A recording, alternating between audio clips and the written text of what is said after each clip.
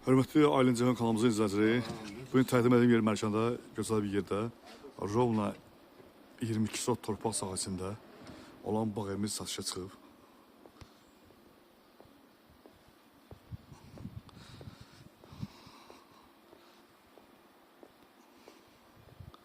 Bağ evimiz çox gözəl bir yerdə yerləşir.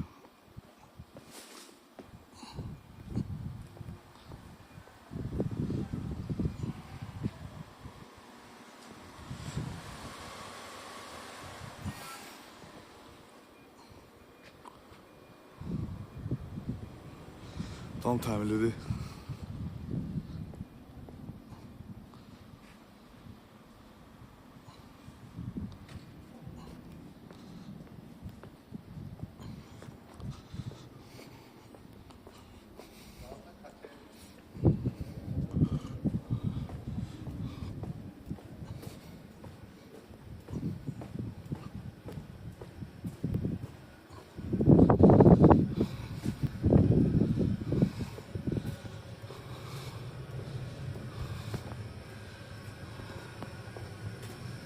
Arkaya giden de katilli,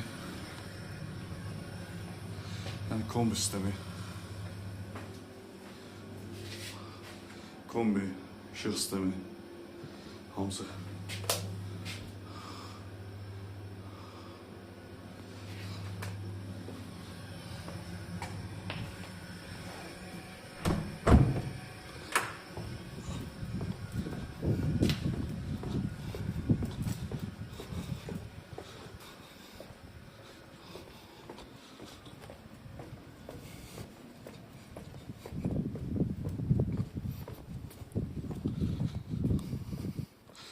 Daxil olur evə.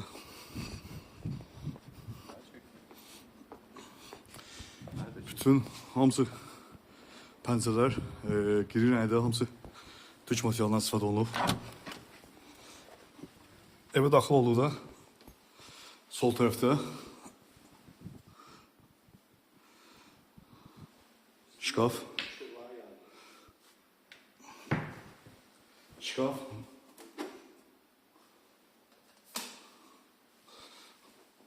sağ tarafta bu böyle bir qonaq otağı, tam təmirli qonaq otağı. Onu nəzərdə çatdırmaq istəyirəm ki, bu ev sırf makler tikilən evlərdən deyil, bu şəxsi tikilən evdir. Sadəcə olaraq hər hansı bir məsələyə görə evi satmaq istəyir. Sağ tərəfdə hamam sonucu.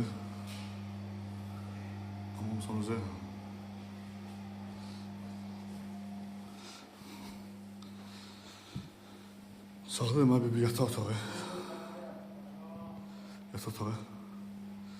Güzel bir yataq otağı. Tam təmirli. İçində sanuzel. Taze.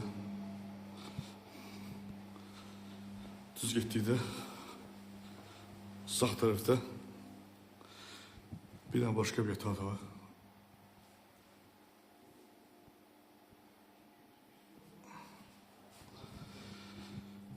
Bu üçüncü yataq otağı.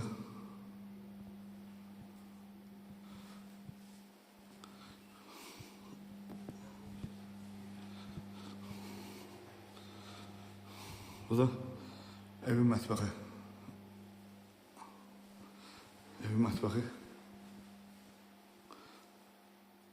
Tam təmirli ev mətbəxi.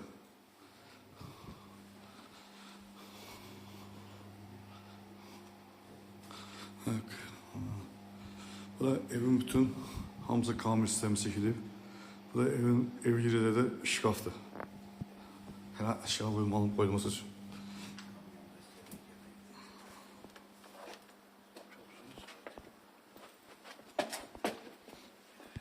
Şey var, bir tane duşaboy da var ha. Ha, baxın. Habır getdikdə lettin kuxla.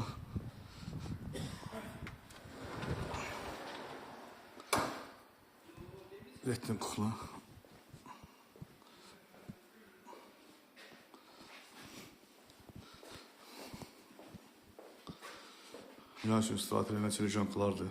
Lejenkalardır. Ettin kozadır. Rəhmət bax.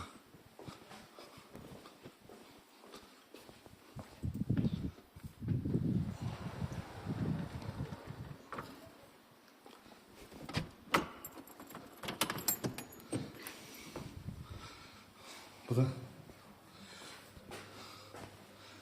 həyətin sazı.